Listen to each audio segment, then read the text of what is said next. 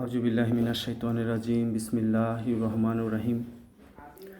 জিবরাইল আলাইহিস সালাম আসলেন আমাদের রাসূল মুহাম্মদ সাল্লাল্লাহু আলাইহি ওয়াসাল্লামের কাছে। আল্লাহ রাসূল, আপনার সাথে আল্লাহ দেখা করবেন, মেরাজে যাবেন আপনি। তো আমার রাসূল জিবরাইল আলাইহিস সালামের সাথে রওনা হলেন। উনি বিভিন্ন ভাবে অগ্রসর হলেন। একটা পর্যায়ে জিবরাইল আলাইহিস সালাম আর গেলেন না যে আল্লাহ রাসূল, আমি আর অগ্রসর হব না, তাহলে আমার আল্লাহর নূরে আমার সব 600 পাখনা জ্বলে যাবে। তো আল্লাহ রাসূল পর্যায়ক্রমে বিভিন্ন রব দিয়ে রবের দরবারে গেলেন। যাই হোক, একটা পর্যায়ে জান্নাত জাহান্নাম দেখালেন জিবরাইল আলাইহিস সালাম আল্লাহর পক্ষ থেকে। তো আল্লাহ রাসূল দেখলেন দোজখে উকি দিয়ে বেশিরভাগ নারী জাহান্নামী।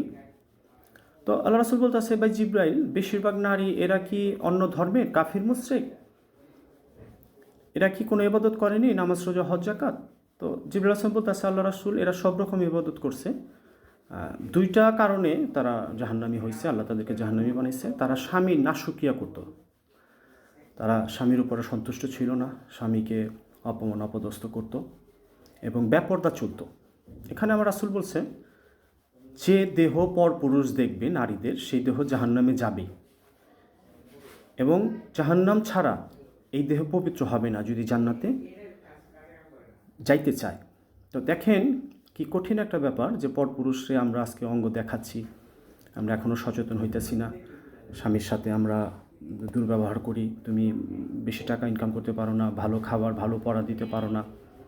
তো এখানে যেটা আল্লাহর কাছে 4টা জিনিস, হায়াত, মত, রিজিক, দৌলত। তো দৌলত, টাকাটা আল্লাহর কাছে, রিজিক আল্লাহর কাছে।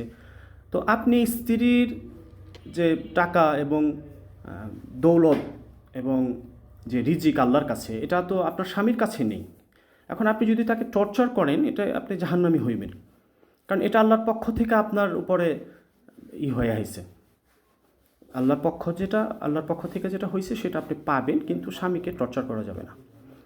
তো আমরা মা বোন এখনও সংশোধন হই, স্বামীর নাশকিয়া যাতে না করি, স্বামীর সাথে দুর্ব্যবহার না করি এবং আমরা পর্দা করার চেষ্টা করি। যেহেতু আমার রাসূল বলছে যে বেপর্দা নারী জাহান্নামে যাবেই, একে কোনো অবস্থাতেই জাহান্নামে না পড়ে জান্নাতে দেওয়া যাবে না। আমরা মা বোন এখনই সচেতন হই, পর্দাশীল হই।